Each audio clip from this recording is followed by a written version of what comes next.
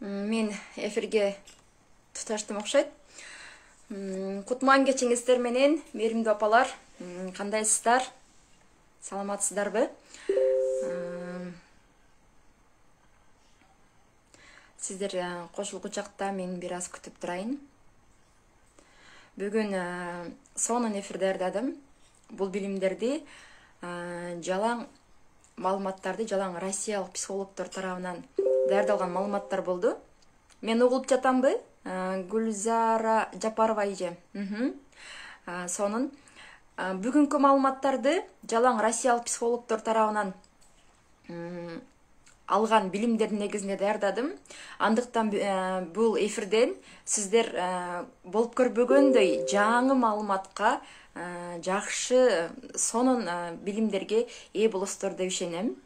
Ошондой эле эфирдин аягына чейин катышуучуларга дагы эле ошол россиялык психологдор тарабынан даярдалган өспүрүм бала менен кантип тил табышам аттуу бир китептик маалыматтын эң кыскартылган ыңгайлуу формасында даярдалган гайд белекке берилмекчи. Ошондуктан эфирдин аягына чейин мени менен бирге болуңуздар. Дагы бир жолу кутман кечиңиздер менен. Бүгүн эфирге ким кирип катышып жатса жана ошондой эле сакталган вариантында ким көрсө, балдарыңыздардын келечегине кайдыгер болбогон, балдар үчүн изденген апалардан сиздар деп ишенимдүү түрдө айта алам. Анткени биз дарак сымал бул дүйнөгө балдарыбызды артыбыздан таштап кетебиз.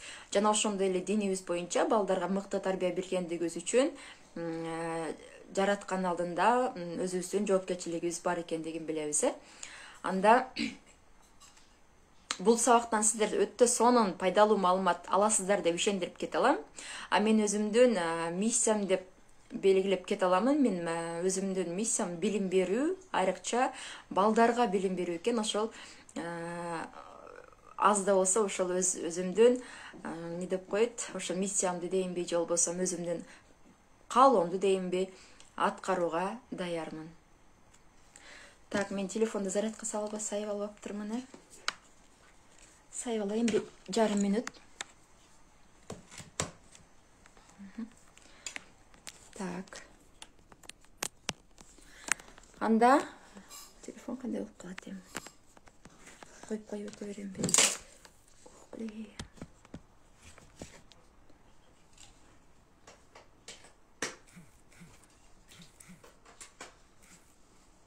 Албетте толкундандым бул эфирге. Азырда бир аз толкундануумду баса албай турам. Анда кеттик,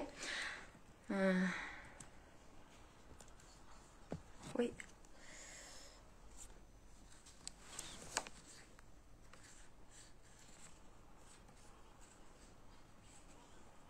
Бүгүнкү вебинардын максаты өспүрүмдөргө туура мамиле жасоо, конфликттердин өспүрүмдөр менен чыгып жаткан конфликттердин себебин талкуулоо, эмне себептен ошол конфликт чыгып аткандыгын так анык биле аласыздар. Ошондой эле өспүрүм балдарга конфликт эмне пайда экендигин, же болбосо аларга өнүгүү эмне үчүн керектиги жөнүндө маалыматка ээ болосуздар. Жана дагы кайталап айтып кетейин, мени угуп, мага ишенип эфирдин аягына чейин катышып отурган апаларга менден сонун мүмкүнчүлүктөр жана гайд болмокчу. Анда эмесе дагы кеттик. Мен өзүмдү тааныштыра кетейин. Албетте бул жерде көбүнчө жаңы апалар болсо керек, жаңы катталуучулар болсо керек. Эмне себептен ошол вебинарды өтүп жатам, жана вебинарды өтүүгө кандай менин укуктарым бар. Вот ушул боюнча мен өзүмдү тааныштыра кетейин кыскача. Мен Чынара, кесибим боюнча педагог, мугалиммин. Орто мектепти жана университетте кызыл диплом, кызыл аттестатка бүткөнмүн. Ошондой эле университетте 2 жылдык стажым бар. Андан кийин эл аралык сапат билим берүү мекемесинде мамлекеттик тилчи адис катары 8 жыл ашык иштедим. Башкача айтканда, сапат деп коет, ошол жакта мамлекеттик тилчи болуп иштедим. Быйылкы жылдан баштап өзүмдүн билимимди онлайн аркылуу өспүрүмдөрдү өнүктүрүү жаатында тренинг ачып, вот ошол жакта өспүрүмдөр менен иштешип жатам учурда. Саламатсызбы дейт, саламатчылык. Чоң рахмат. Азыркы өспүрүмдөр өзүңүздөр билгендей алар башкача. Алар Z муунун өкүлдөрү, а биз болсо X муунун өкүлдөрү деп аталабыз. Балким 90-жылдардагы апалар болсо, алар Y муунун өкүлдөрү. Ошондуктан X муун, Y муун жана Z муундар албетте биздин көз караштарыбыз, пикирлерибиз, ойлорубуз бири-бирибизге дал келбейт, түшүнүктөрүбүз дал келбейт. Алар эртеден кечке телефондо отурушат, телефондон ар кандай маалыматтарга ээ болушат, бирок ал маалыматтары кандай маалыматтар экендиги, пайдалуу или пайдасыз экендиги бизге толук, бардык эле апаларга толук белгилүү боло бербесе керек. Ошондуктан алар ар кандай играларды ойношот, өзүңүздөр билгендер. Бул игралар биздин балдарды албетте агрессивный кылып турат. Өспүрүм курак ансыз да эмоционалдык абалын дейбизби, кыса баягы маанай, настроениясын көзөмөлдөй албаган, жаз сыяктуу бирде ыйлап, бирде кайгыра калып, бирде күлө калган абалдагы өспүрүмдөр играларды ойноп, андан бетер жанагы агрессивный же болбосо ачуулуу абалда болуп турушат. Анан биздин сөздөрүбүздү жактырбайт, мойну жонойот дегенде, мойнулары жонойуп, мүйүздөрү чыгып, ошентип биз менен балдардын ортосунда көбүрөөк конфликттер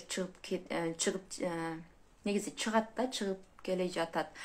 Эмне үчүн чыгат? Биз балдарды жөндөн эле уруша бербейбиз. Өзүңүздөр билгендей, балдарыбыз эртеден кечке телефондо отурушу мүмкүн, же болбосо өзүнүн келечегин ойлонбойт, же болбосо үй жумуштарын аткарайын дебейт. Биз апалар айтсак, балам ушундай кыл, же болбосо сабагыңды оку, же ушундай бол, тапшырымдай неме кыл, жумуштарын аткарып үйгө жардам бер, же болбосо өзүнүн келечегиң ойло деген сыяктуу акылдарыбызды айткан учурда балдар бизди неме кылат, жактырбайт да, жактырбай, каяша айтышат. Анан биз алар үчүн кыжаат болгондуктан гана урушуп конфликттер чыгып кетиши мүмкүн. Мен маалыматтарымды компьютерге даярдап алдым эле, оюм толугураак бериш үчүн. Бул жакта компьютерде бир нерсе болуп кетет. Эми дагы кеттик. Эми ушундай кыскасы, биз учурдагы көйгөйүбүз эмне себептен балдар менен конфликт чыгып аткандыгы жөнүндө талкууладык. Эми сиздер кандай апасыздар? Кичинекей балдарыңыздар болсо, ал балдарга кандай тарбия берип жатасыздар учурда? Ал эми өспүрүм балага ушул убакка чейин кандай тарбиялык фундамент куюп койдуңуз? Ошону аныктаган азыр тест аткарабыз. Андыктан даярсыздарбы? Мен телефонду удобный кое албадым. Даяр болсоңуздар, анда баштадык. Биринчи суроо. Биринчи суроо.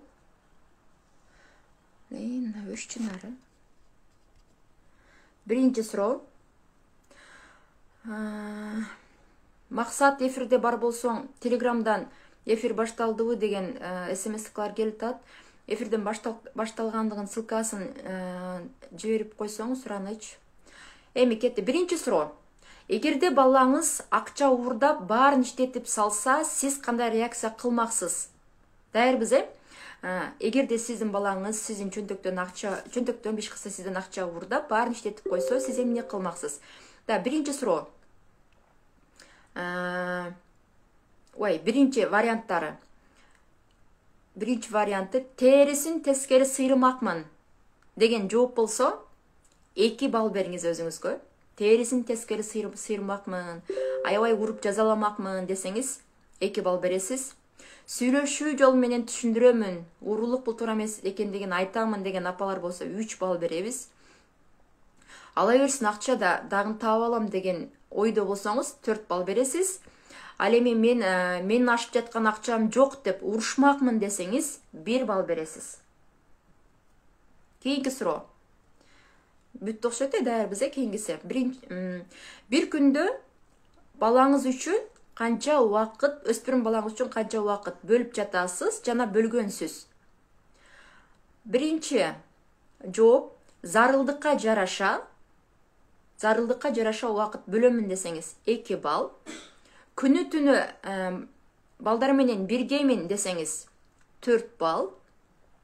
Бош убактым болсо эле албетте баарын балдарыма арнамакмын да деген жооп болсо 3 балл. Чатка жазбай эле өзүңүздөргө кандайдыр бир жазып, анан акырында балдардын канча балл алганыңыздын суммасын эсептейбиз да. Ошондуктан чатка жазуунун кажети жок. Бош убактым болсо баарын балдарга арнамакмын деген болсоңуз 3 балл. Сүйлөшөөргө бош убактым жок менин десеңиз 1 балл бересиз. Кийинки суроо. Эгерде бала 2 алса, мектептен 2 алып келсе, сиздин реакцияңыз кандай? Уруп, сабагыңды оку деп отургузуп коймокмун, жазалап. Андай мамиле кылган болсоңуз 2 балл бересиз. Окуусуна жардам бермекмин, сабактарына жардам бермекмин, болбосо кандайдыр бир репетитор жалдамакмын деген жооңуз болсо 3 балл бересиз. 2 алабы, 3 алабы, эч нерсе эмес, мага анча эле мааниси жок баасынын деген ойдо болсоңуз 1 балл бересиз. Кайра кайталап койсоңуз дейт, шашпай окусаңыз. Канчанчы суроону кайталайын, макул. Так. Канчанчыдан баштап окусам экен? Акчаны уурдап алдым дегенде канчанчы суроодан баштап кайталап окуйун? Анда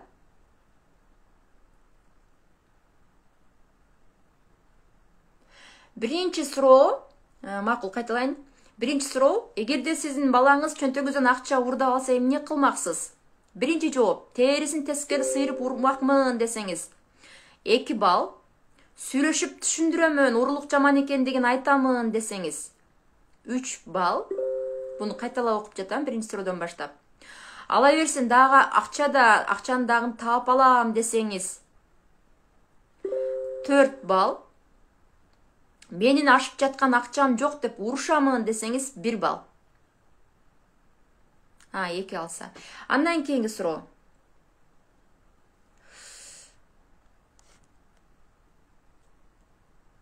Бир күндө канча убакыт алсаңыз дегенди макул немеден окуйн. Эгерде балаңыз 2 алса, уруп сабагыңды башынан эле кайтып. Биринчи суроо.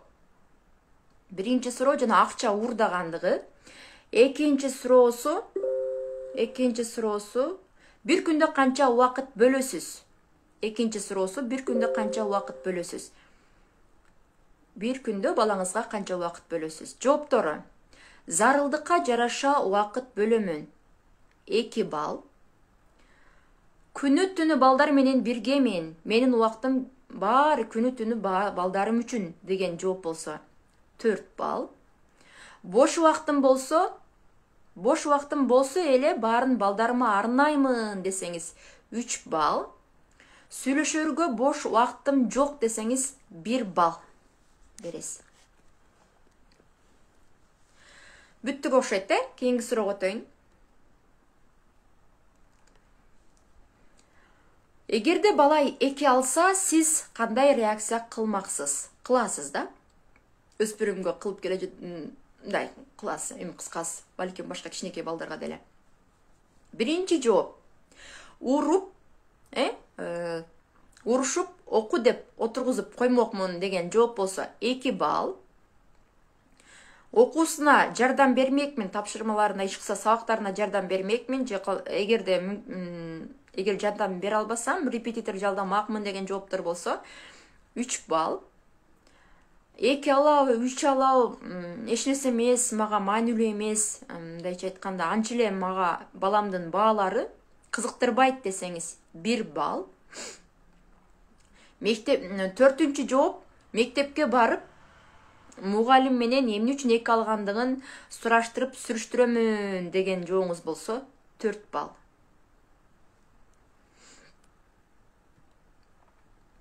Төртүнчү суроо.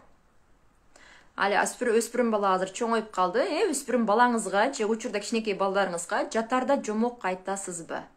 Уктардын астында жомок айтасызбы?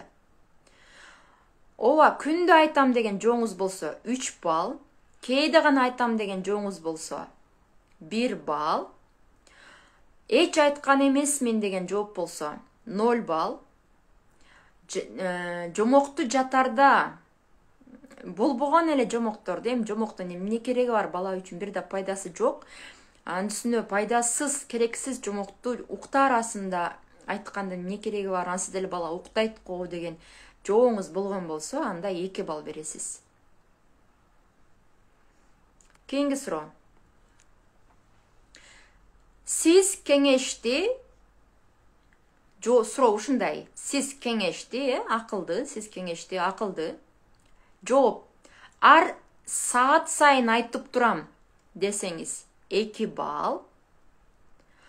Азыркы балдарга кеңеш айтуунун кереги жок, алар ансыз деле өздөрү бардыгын билишет деген жооңуз болсо 4 балл. Зарылдыкка жараша айтамын деген жооңуз болсо 3 балл. Кеңешти эч кимге айтуу керек эмес, кеңеш айтпагыла деп башкаларга да сунуштамакмын деген жооңуз болсо 1 балл бересиз. 6-чы суроо. Балаңыз менен ушуп кетсеңиз, ким биринчи кечирим сурайт? Жооптор: ким биринчи катасын түшүнсө, ошонубуз кечирим сурайбыз.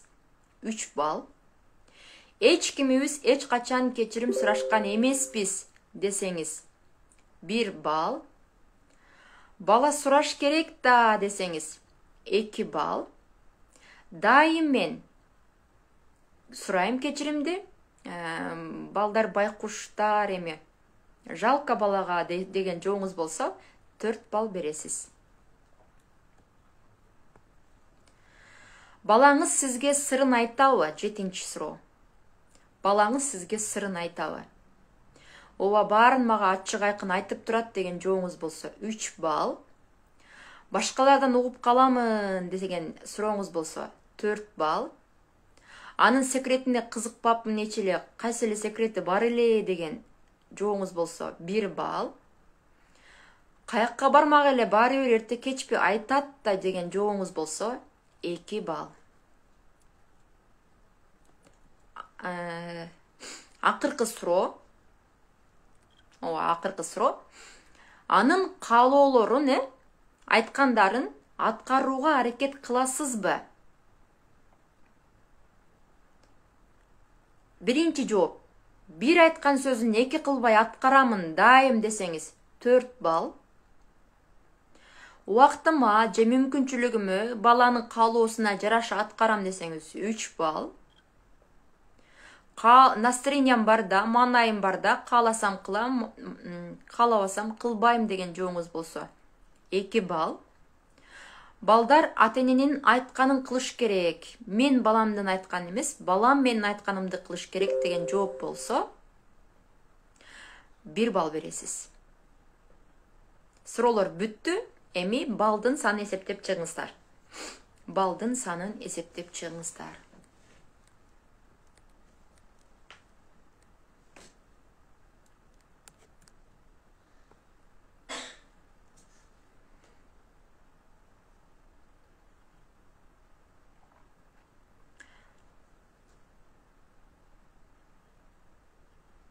Мен айтып берейин жоопторду. Эгерде 8 жооптор 8ден 12ге чейин болгон болсо, балл 8ден 12ге чейин балл болгон болсо, бул кайдыгер апалар. Кайдыгер апалар булар биринчи кезекте өзүн ойлогон эгоист апалар. Аларга эң негизгиси акча, байлык, өзүнүн карьерасы биринчи орунда турат. Баланын өнүгүүсү, өсүп жатканы ал үчүн маанилүү эмес. 12ден 20га чейин балл болсо, деспот деп коет экен, же болбосо авторитардык апалар, мындайча айтканда, өзүнүн айтканын кылдырган, мындай тартипти, мындай деп коет, баласына өкүм жүргүзгөн апалар. 21ден 26га чейин балл болгон болсо, булар дос апалар деп айтылат экен. Мындайча айтканда, бала менен жакшы сүйлөшө алган, баланын кызыкчылыктарындагы ойлогон, баланын өнүгүүсүнө жардам берген деп айтканда, бала тарбиясында кайдегер эмес жакшы билимдүү апалар деп айтсак болот экен. Эгерде 27ден 32ге чейин бал болчу болсо, анда услуг деп кеткен бул кызматчы апасы. Сиз балаңыздын кызматкери сыяктуусуз да. Бул өзүңүздүн балаңыз астында авторитетиңиз жок. Балаңыз сизди мындай башкарып алган деп айтсак болот экен. Жоопторго ынансаңыздар, плюс белгисин баса кетсеңиздер.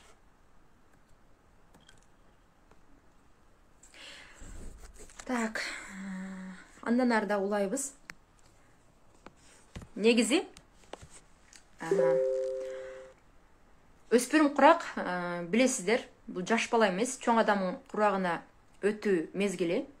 Жыныстык жактан жетилүү убагы, социалдык жана физиологиялык жактан өнүгүүсү өтө тез, жогору жактан жогору тез өнүгүп жатат. Мындайча айтканда, коомго, денелик жактан жана коомго аралашуу жактан, баарлашуу жактан өтө тездик менен өнүгүп жаткан апалар болот. Плюстарды көрүп жатам. Жооп бергениңиздер үчүн өтө чоң рахмат, ыраазымын. Кийинкиси, өспүрүм куракта окумуштуулар ар кандай болжолдошот, билесиздер, 9 жаш деп айтышат, 21 жашка чейин да айтылат, кеч калганда. Бул негизинен тарбиядан, баланын өнүгүүсүнөн, бирок эң негизги өспүрүм курак 12 жаштан 16 жашка чейин деп айтышат да. 16-17 жашка чейин. Бирок ошол эң эмне деп коет, курч, өспүрүм курактын эң курч, коркунучтуу учуру дейбизби, кризистик учуру дейбизби? 13 жаштан 15 жашка чейин, 16-17 жаштагы балдар өзүн таап, өзүнүн өздүгүн билип, токтолуп калган учур болот. Бирок көпчүлүк балдар ошол өспүрүм курактын стресс, депрессия, кризис абалына туш келет. Мындай учурда бир гана ата-эненин туура мамилесинин негизинде кризистен чыгып кетүүгө жардам болот. Ошондой эле мугалим, чөйрөсү дагы маанилүү, бирок бардыгынан дагы бала үчүн эң ишенген, таянган үй бүлө, анан ата-эне болгондуктан, ата-эне балага, бир гана ата-эне балага колдоо көрсөтүп, кандай проблема, кандай көйгөй болсун чыгып кетүүсүнө жардам бере алат. Эми андай болчу болсо, кантип биз туура мамиле кыла алабыз? Балабыз мейли биз менен ушуп жатат, ал нервный болуп атат, ал стресс болуп атат, биз менен ушуп жатат. А биз аны кантип туура мамиле кылабыз, кантип конфликтке барбайбыз? Ансыз деле өзүбүз эртеден кечке жумушта иштейбиз, чарчайбыз, азыркы баягы эмне деп коет, бүтпөгөн тиричилик, бүтпөгөн жумуш, анан өзүбүздүн проблемабыз өзүбүзгө жетиштүү, өзүбүздүн акыбыбызды түшүнгөн адам жок дегендей, эч кылса өзүбүз чарчаган абалда турабыз. Анан балабыз дагы короңдоп, оройлонуп атса, көтөрө албай калышыбыз мүмкүн. Анда кандай кылабыз? Вот ошого жоопту мен психолог, россиялык психолог Николай Стрелковдун маалыматынын негизинде даярдадым. Конфликттин түпкү себептери жөнүндө сөз болмокчу. Өтө прям эмнеден, кандай, не деп коет, телефонумду удобно эч кое албадым. Кандай кылсам телефонумду өдө коём.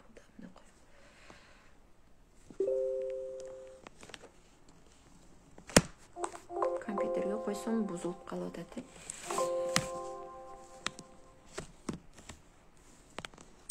Мындай кылса болбойбу? Болбой калат экен. Мындай.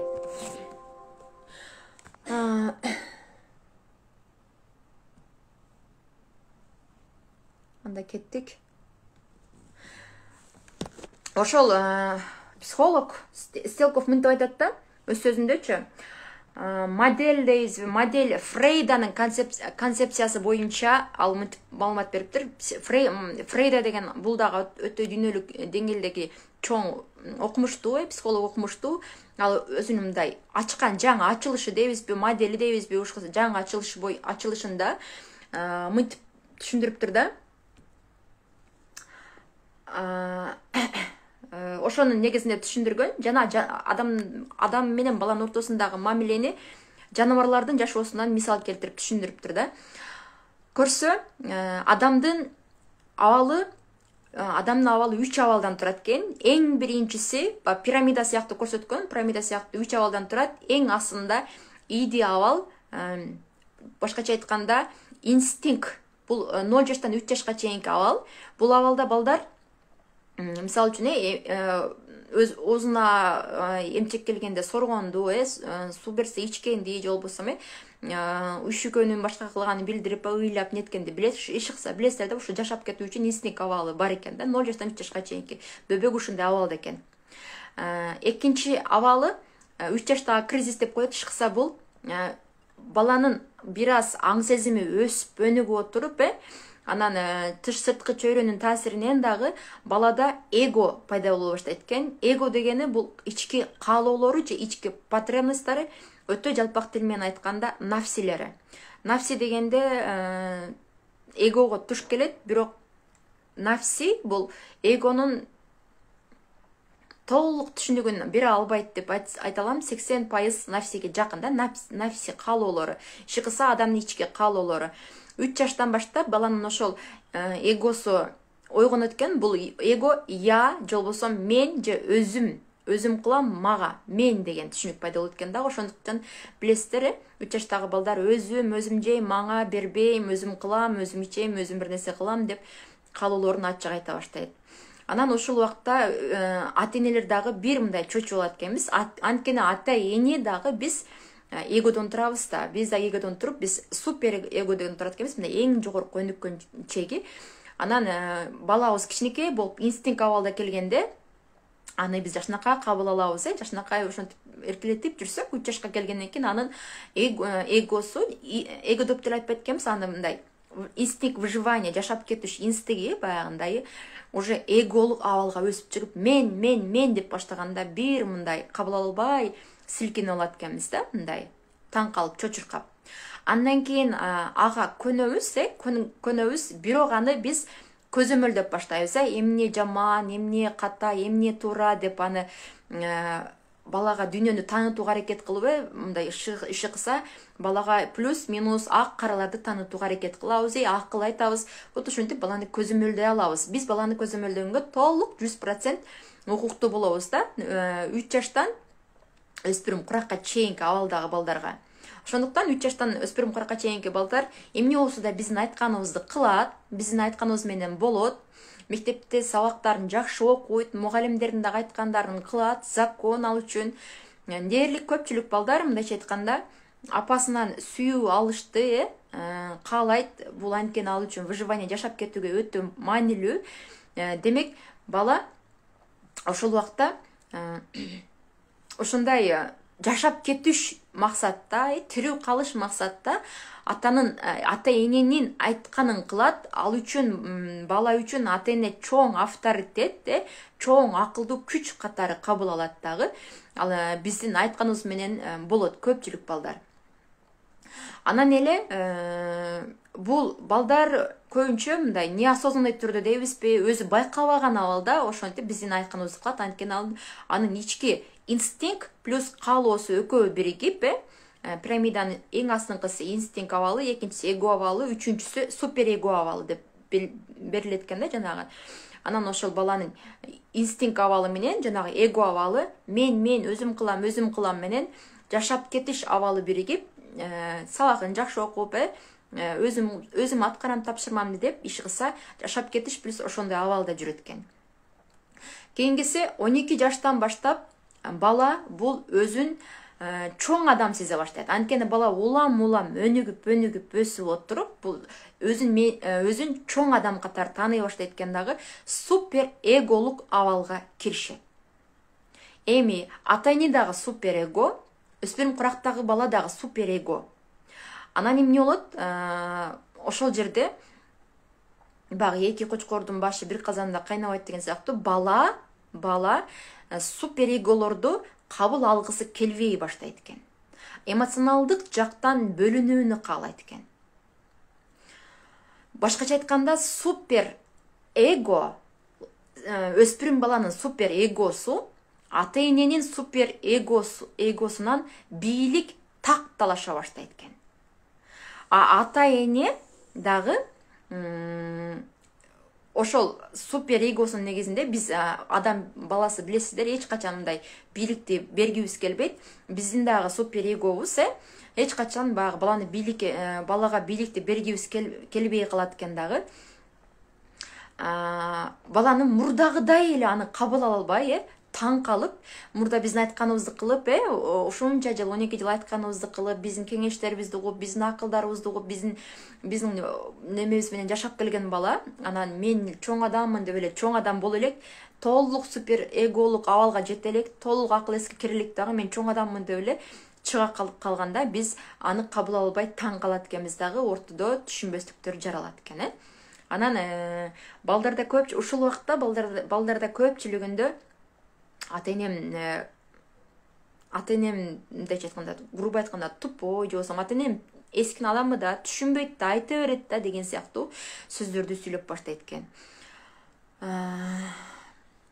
Бул жаныбарлардай, балдар бул жаныбарлар сыяктуу ата энеден бөлүнгүсү келип, эмоционалдык жактан бөлүнгүсү келип, өзүнүн достору менен, чөйрөсү менен баягы топ болуп, группа болуп жаныбарлар жүрүшөт го, өзүнүн үйүрү болуп. Ошол сыяктуу балдар дагы үйүргө кызыга башташат экен да, мен топ болуп. Анан мурдагы ата энесин мындай эң бийик авторитет катары көрсө, эми аны алмаштырып башка бийликке баш ийгиси келе баштайт экен. Бул башка бийликке баш ийгиси келгени балким кандайдыр бир ырчы, кандайдыр бир тренери, кандайдыр бир мугалимин, же болбосо эже байкесин, же болбосо кандайдыр бир жакын адамын идеал тутуп баштайт. Ошого баш ийгиси келип, ошонун айтканы менен болгусу келет экен да. Эгерде бала башка авторитет таппаса, анда балада инфантилизм жаралат экен. Инфантилизм жөнүндө уккансыздарбы? Бул жөнүндө токтолоюмбу же токтолбой эле кетейинби? Эгерде бала өзүнө жашоодо идеал тутуучу, таянаар авторитет адамды, ата энесинен башка авторитет адамды таппаса, инфантилизмге учурайт экен. Эгерде билемин десеңиздер, плюс инфантилизм эмне экенин билбейбиз десеңиздер, минус баса кетиңиздер, ошого жараша сөздү улайын.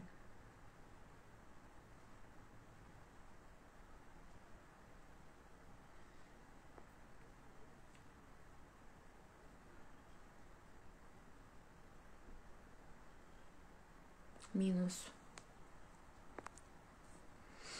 Жоңуздар үчүн чоң рахмат, ыраазычылыктар. Инфантилизм деген бул психологиялык термин экен. Мындайча айтканда, эң күлкүмүштүү образ деп айтканда, памперс кийген чоң адам.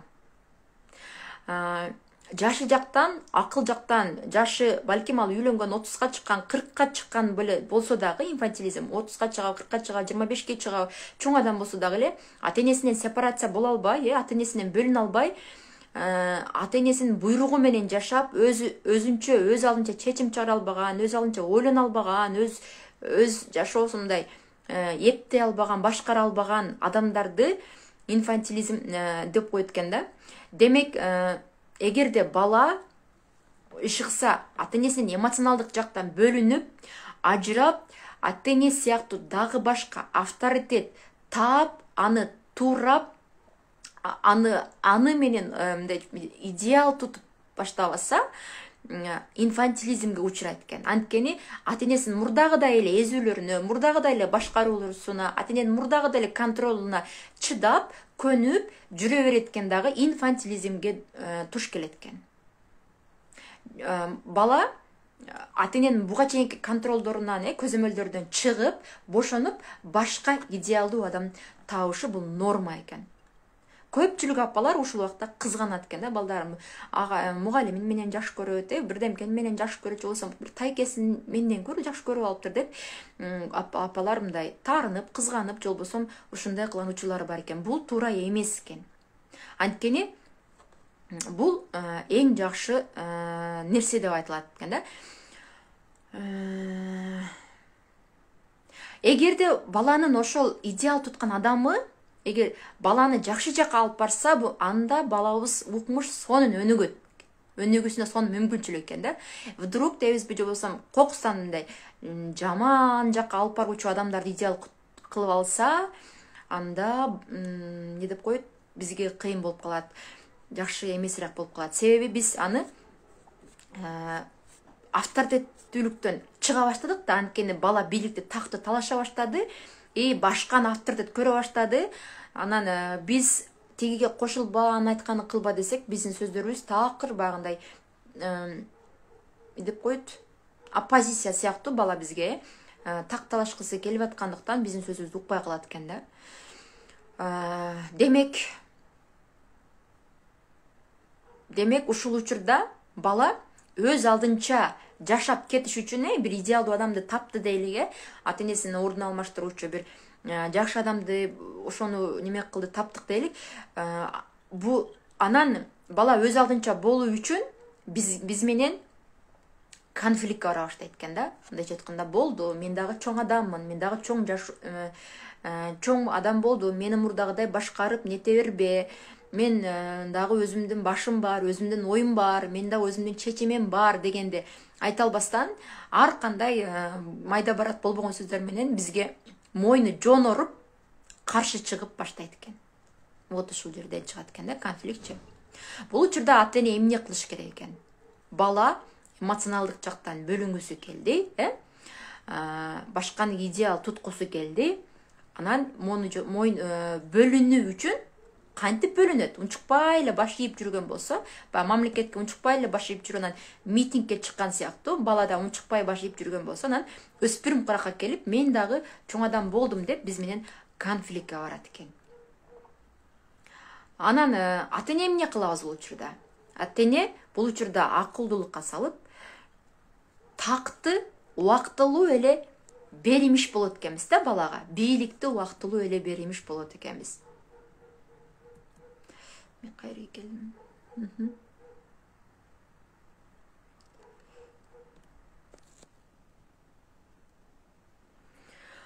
Такты убактылуу эле беримиш болот экенбиз. Конфликттен чыгуунун эң жакшы жолу бул балага эркиндик берүү.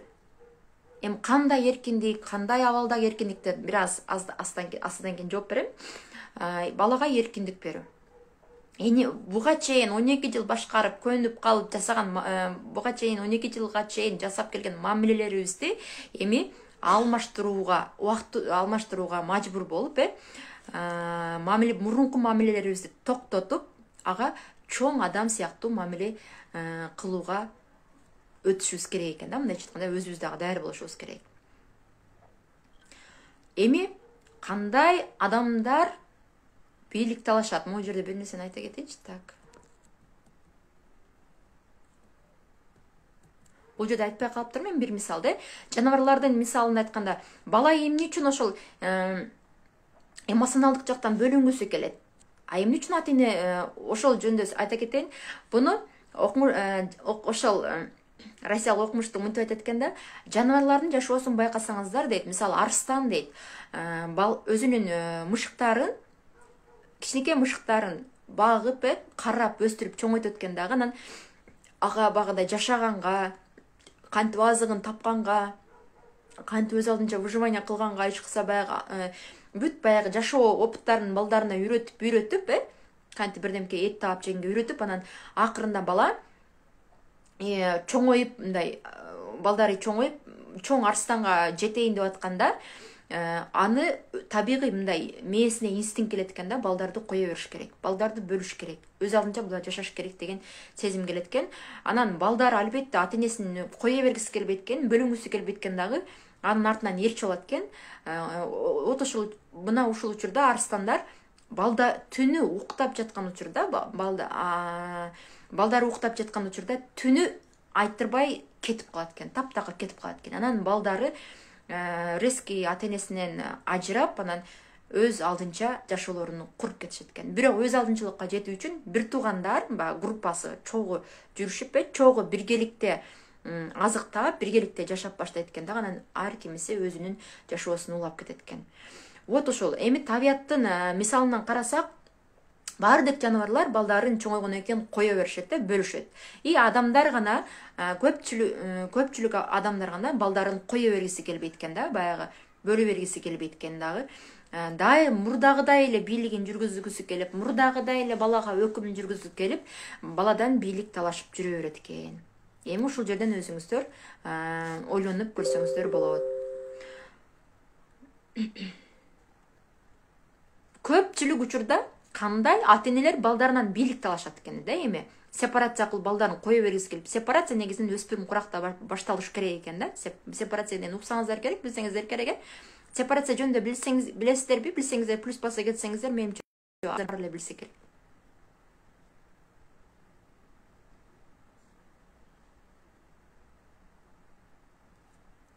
Сепарация. Бала менен ата-эненин ортосундагы сепарация. Айрыкча апанын ортосундагы, бала менен апанын ортосундагы сепарация. Билсек плюс, билбесек минус деп жаза кетсеңиздер. Билесиздер, сон.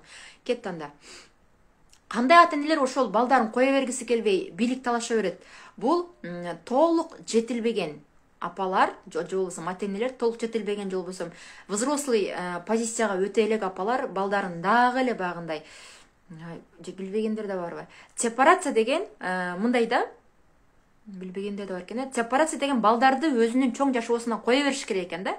Мындайча айтканда, балам баласын дейт деген бизде макал бул какшык иретинде айтылып калыптыр да, кыйтылган маанисинде. А чындыгында бул туура болуш керек экен. Ошол бир аз сепарация жөнүндө түшүнүп бере кетейин. Балдарды чоң жашоодо кое беришибиз керек экен. Мурдагыдай эле бийлик кылып, мурдагыдай эле үмүт кылып жүрө бербей. Башкача айтканда, балдабыз үйлөнүп, нетип, жайланып калганда деле, кызыбыз турмушка чыгып калганда деле мурдагыдай башкарып, давай мындай кыл, же болбосо давай бул бизнести баштай, же болбосо дагы мындай кыл деп, балдарыбыздын жашоосуна кийлигишип, аралашып, көзөмөлдөй берүү бул туура эмес экен. Же болбосо балдарыбызга милдет кылып, мен өмүр бою сени бактым, өмүр бою сенин жаштыгыңды арнадым, өмүр бою сен үчүн иштедим деп балдарга милдет кылуу дагы бул сепарация болбогондук экен. Балдарыбыз өз балдарын ойлош керек экен. Анын балдары өз балдарын ойлоп, сепичка сыяктуу уланып кете бериш керек экен да. А бизде тескерисинче балабыз өзүнүн баласын ойлобой эле ата-энесин биринчи ойлоп алуу, бул сепарация болбогондук. Эми динге турган болсок, мындайча айтканда, бала милдеттүү түрдө эмес, бала өзүн кыйнаган, өзүн күнөөлөгөн абалда эмес, жөн эле жакшылык иретинде, адамгерчилик иретинде ата-энесине мамиле кылуусу бул туура болот экен дагы. Мен апам өмүр бою мени бакты, апам өмүр бою мени кыйналды, ата-энем өмүр бою мени деп жашады деп өзүн кыйнабы, өзүнүн ошентип бала ата-энеге ойлоо, бул сепарация болбогондук экен да. Ата-энесин өмүр бою ата-энесинин проблемасын чечем деп күйүк быша берүү. Ишкыса балдарыбызды жаныбарлар баардыгы балдарын кое берген сыяктуу, өзүң жашооңду өзүң депте деп кое берген сыяктуу, адамдар да бизде балдарыбызды кое беришибиз керек экен да, өзүнүн жашоосун эптесин. Анан анткени биз толук жаныбар эмеспиз, анан балдарыбыз бизге келип, жакшылык берген акчаларында белек, подарка иретинде берип, милдеттүү түрдө эмес, белек иретинде берген мамиле болуусу бул норма экен да. Аны интернеттен да толук карап алсаңыздар болот. Эми кандай апалар ошо балдарын сепарация кылгысы келбейт экен? Толук жетилбеген, мени карасын, мени уксун, келинде эмес, мени уксун, кайнененин сөзү закон деген түшүнүктөр ушул сепарациянын жоктугунан экен. Бул взрослый позициясы жок адамдар ушул сепарацияга бара алышпайт, же болбосо бийликти балдарынан талаша берет экен. Экинчиси, жашоодо өзүнүн максаты же хоббиси жок ата-эне же болбосо апалар балдарын кое бергиси келбейт экен. Дагы эле мурдагыдай бийлик кылгысы келе берет экен. Өзүнүн максаты, каалоосу болсо, баласын ушул учурда өспүрүм курактай моюну жоноюп баштап, тили чыга баштаганда бир аз бош кое бериш керек экен да. Ошол хоббиси жок апалар, же болбосо толук жетилбеген детский позициядагы апалар, балдар менен тең тайлашып, урушуп, бийликти бергиси келбей кыйнала берет экен. Вот ушул жердеги конфликт бала мен чоң адам болдум, чоң жашоого аттандым, мен эми өзүм проблемаларымды өзүм чечем, маселемди өзүм чечем, өзүмчө болом деген аракетин конфликт менен баштайт. И ата эне ошону кое бербей, ооба сен чоң адам болдуң деп анын чоң адамдыгын кабыл кылбай, моюнга алгысы келбей, дагы эле сен кичинесиң, дагы эле сени башкарамын, мен айтканым айткан деген түшүнүк бул конфликттин уругу экен да. Мындайча айтканда, булар баланын жеке өнүгүүсүн каалабагандык, балабыздын жеке өнүгүүсүн кызгангандык экен. Балабыз мен өзүм билем, өзүм чечем, өзүмдүн оюм бар дегени балабыздын өзүнүн жеке ойлору бар, өзүнүн чече турган маселелери бар, өнүгүүсү норма экен да. Анан макул сиздики деп баш ие бергени бул норма эмес, ыңгайлуу бала деп коет. Бул өнүгүүсү, психикалык өнүгүүсү артта калган. Ошол эле учурда миң ыңгайлуу отур десек отуруп, тур десек турган бала деле уун чыга албай, сыртка билдире албай, өзүнчө эле деп былтыңдап тылтыңдап, алар деле бөлүнгүсү келет экен. Алардын деле мээсине, мындай жашоо инстинкт сыяктуу, алар деле мээсине мен уже чоң адам болдум деген сигнал келгенден кийин, маалымат келгенден кийин алар деле бөлүнгүсү келе баштайт экен. Демек, ушул учурда биз ата эне катары балдарыбызды чек арасын бузбаганга аракет кылышыбыз керек экен да. Мындайча айтканда, балдардын бөлмөсүнө тыкылдатып кирип, сумкасына тийишпей, анча мынча тандоо берип, кышкы кийимдерин башкасын өзүн сатып алганга уруксат берип, телефондорун текшербей, достору менен жолугуусуна уруксат берип, баланы бир аз боштукка кое берүү, анын жекече инсан экендигин таанытууга мүмкүнчүлүк берүү, бул баланын өз алдынчалыгын сыйлоо дегендик экен да. Анан бала ушундай, менин дагы айтканымды кылып атат булар, ооба мен өзүмчө адам катары сыйлап атат, мен да өзүмчө чоң адам катары бул үйдө бааланып атам, менин дагы талаптарым орундалып атат дегенде бир эркиндикти сезе баштайт экен дагы. Балада мындай жан дүйнөсүндө мындай мен чоң адаммын деген бунт, баягы тревога пасайып, азая баштайт экен да, ордуна келе баштайт экен. Бирок досторуна да жолугуусуна уруксат берип, ошондо бирок биздин контроль светофор сыяктуу болуп туруш керек экен да. Стоп, кызыл жанып, мейли досторуңа жолук, бирдегем кыл, бирок мындай болуп калсын деген кичине шарттарды коюп, кайсы жерде жашыл жанганды, кайсы жерде кызыл жанганды, кайсы жерде сары жанганды белгилеп кетүүбүз жакшы экен, норма экен. Эң негизгиси, апалар, балдарыбыз ичпей чекпей атса, балдарыбыз кечинде сабактан келип үйдө уктап атса, кандай болбосун кечинде сөз үйдө гана уктап атса, сабагын мейли буга чейин 3кө окуп келди, дальше ошол 3кө окуп атса, мектепти таштап салбай, окубай койбой, шыкса сабагын окуп атса, бул сонун балаңыз бар, бул норма дегенди билдирет экен. Эгерде мындай болбосо, анда проблема бар деп түшүнсөк болот. Бирок ата-энелер эркиндик дегенде коркут да. Балдарым жаман топко кошулуп кетсечи, жаман балдарга кошулуп кетсечи, кылмышка барып кетсечи, деген сыяктуу коркууларыбыз өтө көп болот экен дагы. Коркууларыбызды толук жеткиликтүү айта албай, деп коет, урушуу, көзөмөлдөө, каякта жүрөсүң деген сөздөр менен баланы тажатып салат экенбиз да. Болгону сүйлөшүүдө биздин тынчсыздануубузду жакшынакай жөнөкөй тил менен акырын айтып, мисалы үчүн, мен сенин кечинде көпкө жолугонуңа, же болбосо мындай кылганыңа мен тынчсызданам, сен үчүн мен мындай болом, анткени сен дагы бир аз чоң жашоого жетишиңе, 18 жашка чыгышыңа дагы бир аз убакыт бар, толук эркиндик берүүгө мүмкүн эмес деген сыяктуу жакшынакай түшүнүктүү сөздөр менен айтканыбыз жакшы экен. Бирок бул жерде эгерде бала өспүрүм куракка чейин стабилдүү үй бүлө деп коет экен, же болбосо мындай тынч, ата менен эненин ортосунда уруш, конфликттер чыкпаган, балага зордук зомбулук көрсөтүлбөгөн, балага туура мамиле жасалган үй бүлө болсо, ал балада дагы ата эне сыяктуу өзүнүн баалуулуктары пайда болот экен. Мындайча айтканда ичкен чеккен жаман, урдаган кылмыш жаман деген сыяктуу баалуулуктары пайда болот экен дагы. Албетте ал тынч үй бүлөдө өстү, өзүнүн үй бүлөсү аркылуу өзүнө болгон ишеними жогорулап, өзүнө болгон баасы жогорулап, эч качан ошондой багындай кылмыштуу топторго же болбосо жаман балды топторго кошулбайт экен. Анткени баалуулугу туура келбеген чөйрөгө бала өзү билип эле барбайт экен. Эгерде бала өспүрүм куракка чейин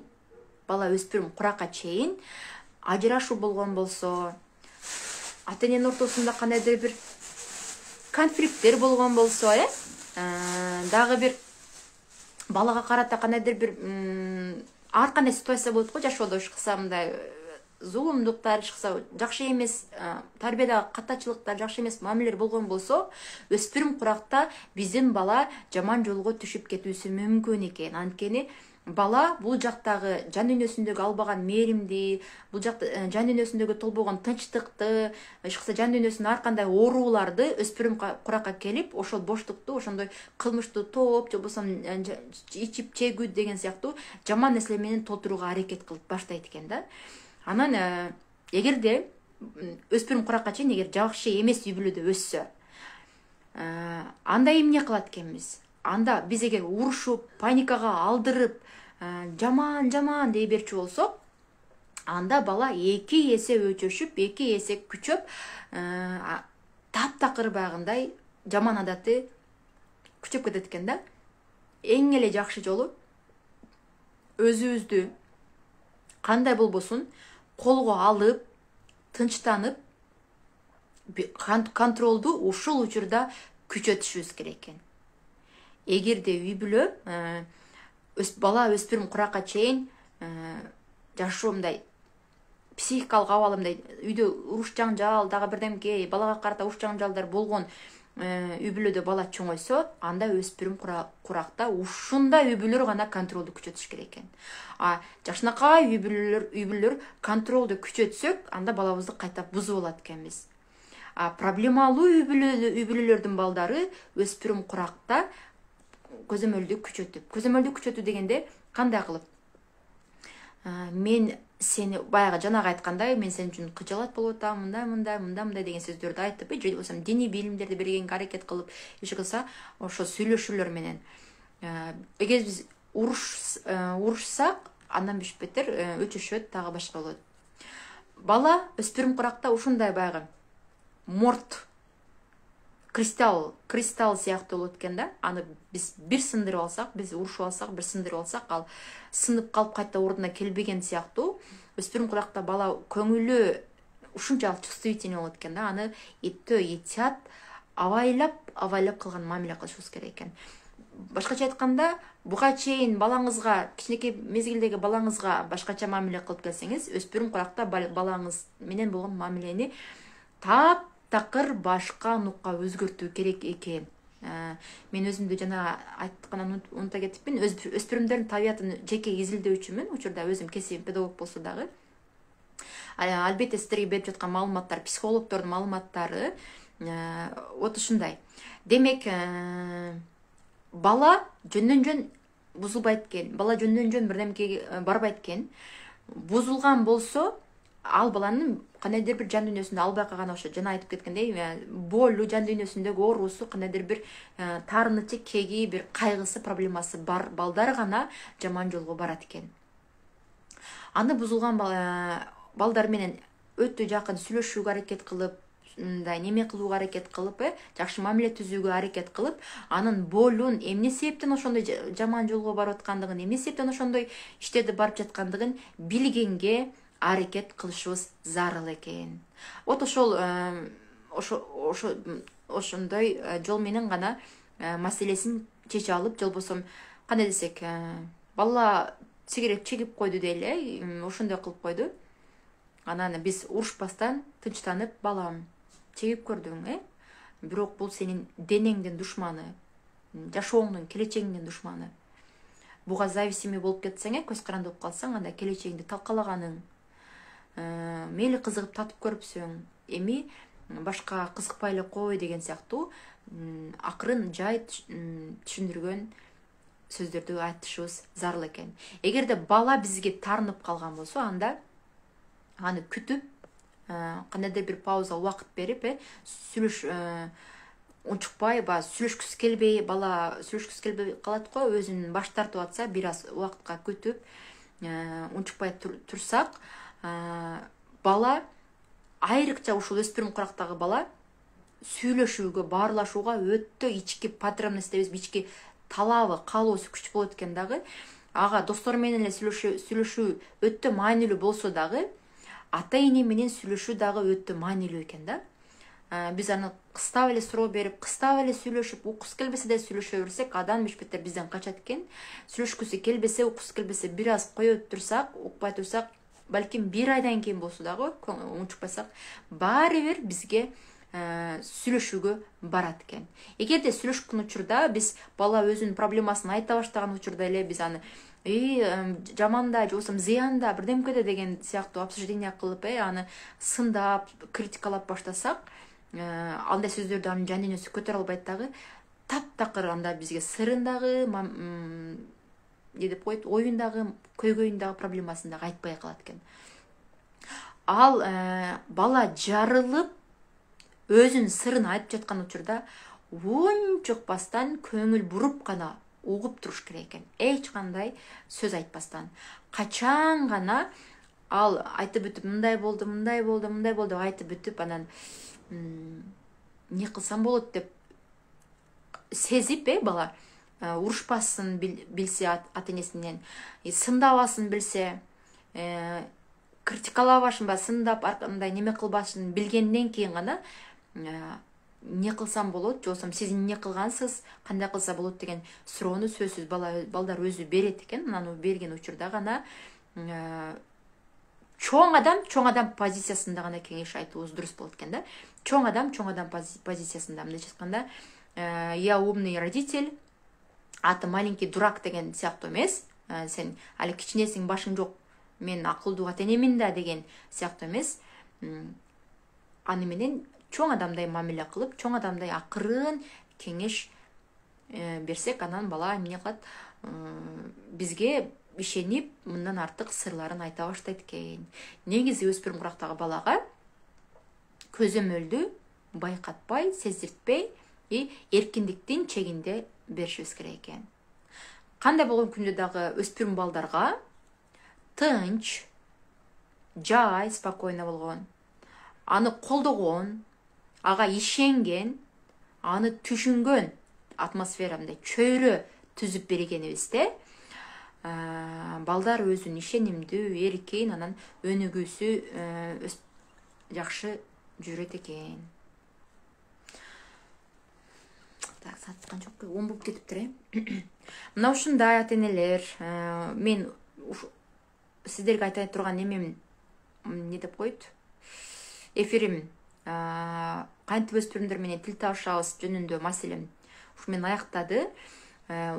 Өспүрүмдөрдү эмне үчүн мен табиятын изилдөөмүн, анткени өспүрүмдөр бул ушул убакта айрыкча 3 жашка чейин балдардын, өспүрүм балдардын өтө мээси кабыл алуусу өтө күчтүү болуп келсе, өспүрүм курактан кийин, өспүрүм куракта дагы күн сайын жаңы миллиондогон жаңы нерв клеткалары пайда болуп турат экен дагы. Балдар ошол жаңы клеткаларына жаңы маалымат, жаңы информация алгысы келет экен. Ал информация балким жаман информация да болуп калышы мүмкүн, жакшы информация да болуп калышы мүмкүн. Вот ошол учурда алар жаңы нерселерди жасап көргөнгө кызыгат, дүйнөнү тааныганга, изилдегенге кызыгат. Андыктан ошол аларга биз жаңы жакшы, пайдалуу жүрүм-турум адаттарды өнүктүргөн, киргизген ошол билимдер зарыл экен да, учурдун талабы. Ошондуктан мен өспүрүмдөрдү өнүктүрүү тренингин ачтым. Бул тренингден анткени өзүм өспүрүмдөр менен жалаң өспүрүмдөр менен иштешкемин, өспүрүмдөрдүн табиятын түшүнгөнмүн. Ушундай, кыскасы 16 февралда өспүрүмдөрдү өнүктүрүү боюнча ооба неме Бегайым эже эфир сактап коюуга аракет кыламын. Инстаграмда немесине карайм. Өспүрүмдөрдү өнүктүрүү боюнча 16 февралда тренинг стартталат. Бул тренингден 3 этап менен балдарыңыздар өнүгөт. Өтө сонун сабак болду. Чоң рахмат. Кандай десем, сабак 30 сабактан турат. Жумасына 5 жолу сабак берилип, бир жолу Zoom'дан прямой эфир аркылуу балдарга эс тутумун жакшыртууга, памятин жакшыртууга, логикасын жакшыртууга, көңүл буруусун жакшыртууга байланышкан.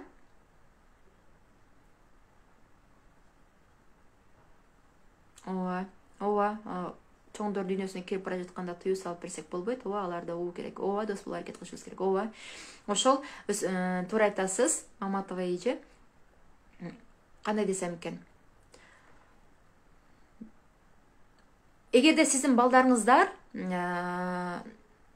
өзүнүн өспүрүм курактагы абалын түшүнүүсү үчүн, менин керемет сырларын билүүсү үчүн, ыңгайлуу аймактан чыгып, комфорт зонадан чыгып, жаңы иш аракеттерди баштаганга, телефонду пайдалуу колдонгонго, телефонго зависимый болуудан арылууга жана медиа сабаттуулукка байланышкан, өзүнө болгон ишенимин жаратууга, туура эмес ишенимдерден арылууга, установкалар деп коет, өзүнүн күчтүү жактарын аныктаганга жана максат коюуга багытталган бул сабактар. Бул биринчи этаптын сабагы. Чоң рахмат сизге дагы. Экинчи этаптын сабактары эмоционалдык интеллект, коркуулар, ата-энеге туура мамиле жасоо жана аларды түшүнүү, конфликттен арылуу, стресс жана аны туура колдонуу, коммуникация, туура мамиле кылуу, адаптация, кино талкууланган сабактар, психологиялык талкууланган сабактар жана тарбиялык мазмундагы притчалардан 10 притчаны психологиялык жаатта тарбиялап берген, обсуждение кылып талкуулап берген сабагым бар. Креативдүүлүк ой жүгүртүүсүн өнүктүргөнгө 3 этапта. Финансылык сабаттуулук өтө баягы сонун берилди бул темадагы. Финансылык сабаттуулук жана акча психологиясы жөнүндө сабак болмокчу. Алар өспүрүм балдардын акча жөнүндө мындай негативдүү установкалары жокпу, ошону толук балдар билип алышат. Команда менен иштегенге, келечектин кесиптери жөнүндө түшүнүк алышат. Анан бала өзүнүн жөндөмүнө жараша атайын бир эксперименттен өткөн 99,9% далилденген бала ошол тесттин негизинде өзүнүн так кайсы кесипке жөндөмдүү экендигин, ошол кесипти аркылап кетсе, ал бала ошол кесиптин негизинде ийгилик жаратарын аныктаган сабак бар. Жана эл астында чыгып сүйлөөнүн, долбоордук иштерди, самопрезентацияларды үйрөтүүгө эл астында чыгып сүйлөөнүн техникаларын берилген сабак бар. Анан бала кайсы өзүнүн күчтүү жактары менен билим алса, жакшы билимди, маалыматты ала тургандыгын жана памятин жакшыртууга и мотивацияга байланышкан сабак бар. Андан тышкары ата-энелерге дагы 2 сабак кошумча бонус катары ата-энелерге 2 сабак берилет. Балдардын темпераменти жана өспүрүм курактагы ушундай түшүнүү деген сыяктуу 2 сабак бонус сабак катары берилет. Баардыгыңарга сизге болсо чоң рахмат. Окумуштуулардын айтуусу боюнча 2053 жылдан баштап баардык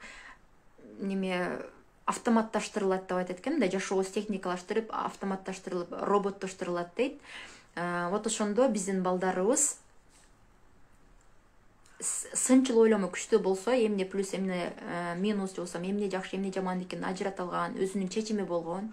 Экинчиден, креативдик ойломо, креативдик дегенде баягы чыгармачылык менен ойлонолуу жөндөмү болсо, эл астында чыгып сүйлөй алса, коллаборация деп коет, башкалар менен, команда менен, топ менен иштей алган жөндөмү болсо, бул балдар келечекте ошол роботторго каршы конкурентти жеңе алган, жакшы жашоодо жашап кете алган жөндөмү болуп эсептелинет экен. Дүйнөдө миллиарддаган адамдар ошол техникалаштырылуунун, автоматташтырылуунун, компьютерлештирүүнүн же болбосо роботтоштурулуунун айынан канчалаган адамдар ишсиз калат экен. Демек, сиздин жана биздин балдарыбыз креативдүү ойлоно алабы? Эл астында өзүн презентация кыла алабы? Сынчыл критикалык мышлениясы, ой жүгүртүүсү барбы? Көпчүлүк менен, команда менен коллаборация болуп иштеше, коллаборациялык жөндөмү барбы, көпчүлүк менен иштеше алабы? Вот ушул жөндөмдү биз азыртадан өспүрүм куракта калыпташыбыз зарыл экен. Эгерде андай жөндөмдөр жок болсо, биз бүгүндөн баштап балага жардам берүүбүз же үйрөтүүбүз зарыл. Бул келечектин эң зарыл деген 4 жөндөм же 4 сапат эң маанилүү деп айтышат. Ушул 4 жөндөм, 4 сапат менин сабагымда толук берилет, камтылат. Баланын өзүнүн ишенимин арттырууга, самооценкасын көтөрүүгө, жана өзүнүн күчтүү жактарын аныктаганга, иш кылса, бала өзүн башкаларга салыштырбай, Кудай жараткан улуу инсан экендигин тааныганга багытталган жакшы сабактар бар. Бул жерде не деп койсом, бир апа бар эле, биринчи баласын окутту, андан кийин аябай жакшы экен деп экинчи баласын дагы окутту эле. Ошону эфирге кошсом дедим эле. Нургүл апа барсызбы? Мага запрос жөнөтүп койсоңуз, балдарыңызда кандай өзгөрүүлөр болуп жаткандыгын кыска 1-2 мүнөт айта кетсеңиз. Нургүл айым, Нургүл апа, эфирде барсызбы?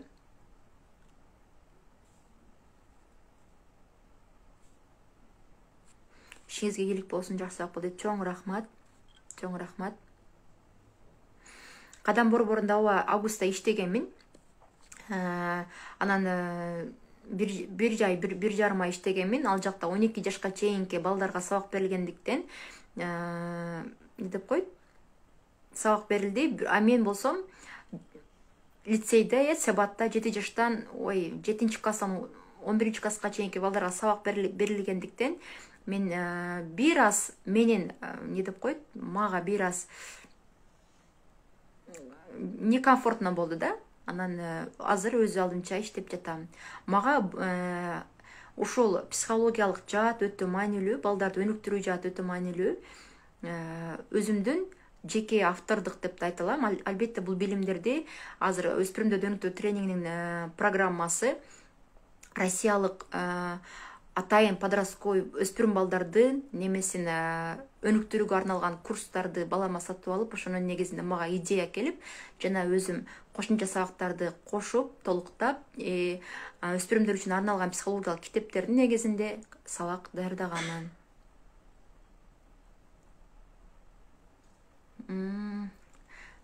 Рахмат, чоң рахмат.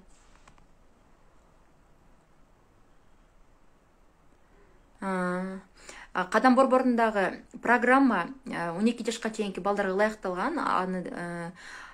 Менин сабактарым таптакырага мындай, не деп койт, окшобойт да, башкача. Мындайча айтканда, 50% психологиядан, 50% ой жүгүртүүдөн турган сабактар.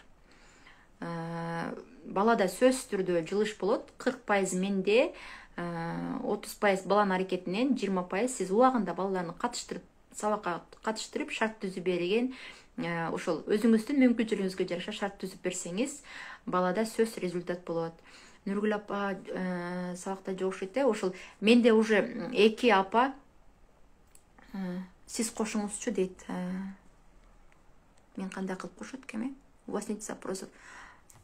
Мо эфирде турат, Нургүл апа деген эфиримде бар экен, сизди кошо албай атам, сиз запрос жөнөтсөңүз жакшы болмок. Экинчи баласын иши кылса, 2 баласын окутту.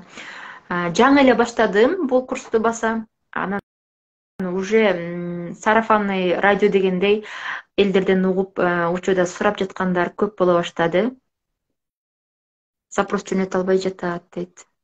Ооба, өспүрүмдөрдү өнүктүрүү боюнча азыр айтып өттүм. 30 сабактан турган толтура программалары да бар. Эгер суроолоруңуздар болсо, личкама жазсаңыздар, ар бир сабактар почти 1,5-2 саатка чейин созулган сабактардан турат. Психологиялык жана ой жүгүртүүсүн өнүктүрүүгө арналган сабактар.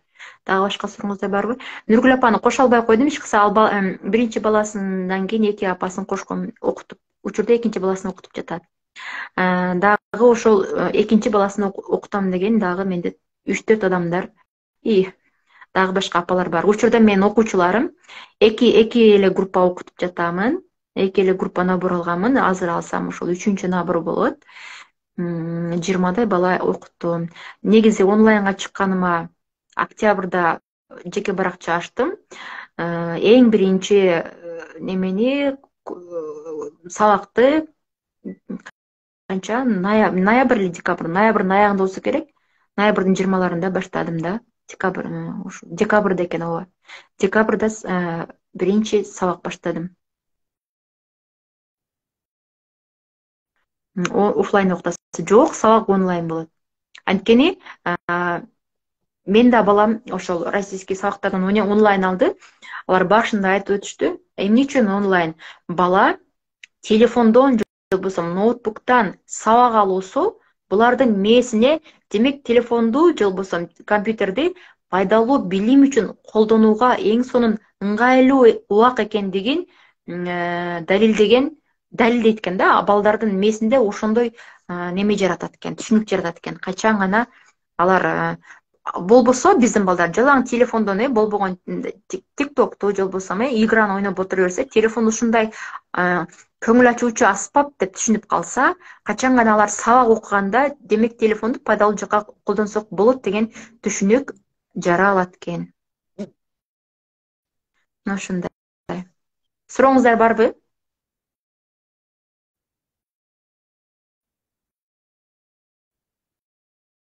Сурооңуздар барбы? Максат Айым эфирге катышкан немелерге, апаларга гайдты жиберип койдуңуз да, Бизде азыр эфирде аз эле апа отурат экен. Эфирге толук аягына чейин катышып бергениңиздер үчүн чоң рахмат.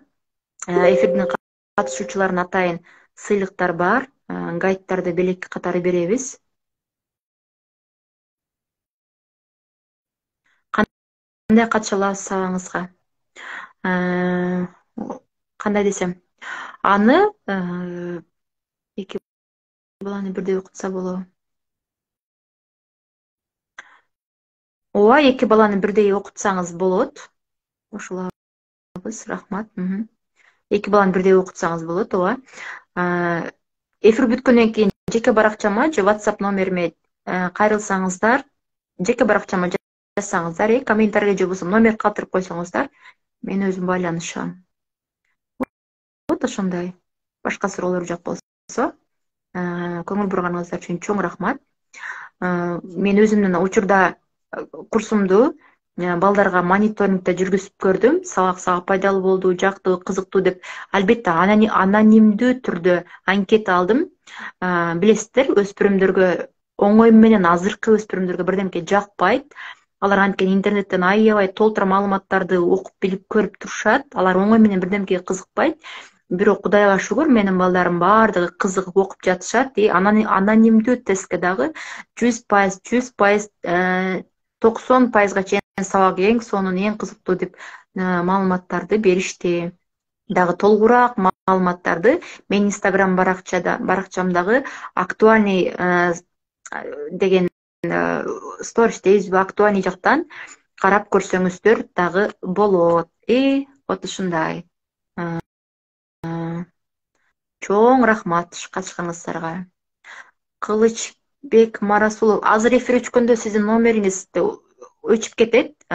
Кылычбек Марасулов деген атабы, апабы билбейм. Эч кылса аны Instagram баракчага жазың, кайсы бир немеге жазыңыз, анан биз байланышабыз. Макул, анда сабак немени эфир жыйынтыктайлы. Баарыңыздарга чоң рахмат. Максат Айым, гайд берип чыктыңызбы баарына?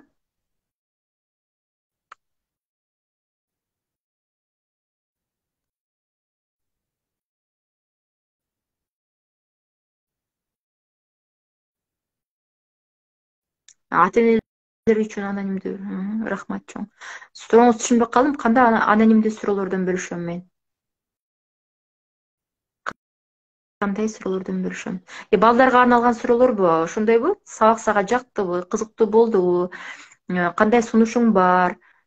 пайда алдыңбы, алган билимдериңди жашоодо практика кылып көрдүңбү, телефонду пайдалуу максатта колдонуп жатасыңбы деген сыяктуу суроолор болду. Алардын баардыгы актуальный стористерде бар. Көңүл бурганыңыздар үчүн чоң рахмат. Сурооңуздар болсо, бул жерге WhatsApp'ты жазып коеюнчу. Ушул номерде кайрылсаңыздар болот. 74 70 76 21. Ишенимдүү түрдө айтылам. Мен түзүп чыккан курс азырынча кыргыз онлайн сферасында өспүрүмдөр үчүн эң алгачкылардан, программасы дагы өзгөчө. Сиздер эмне деп коет, бир уккандан бир көргөн артык дегендей, сонун маалыматка балдарыңыздар сонун маалыматка ээ болот. 5 сабак же болбосо 3 сабакка чейин катышып көрүп, ошондо да балаңызга жакпаса, анда акчаңызды кайтарып берем. Өзүмө ишенимдүү түрдө айтылам, балдар үчүн мощный сонун сабактар. Саламатта калыңыздар, эфирде жыйынтыктайын.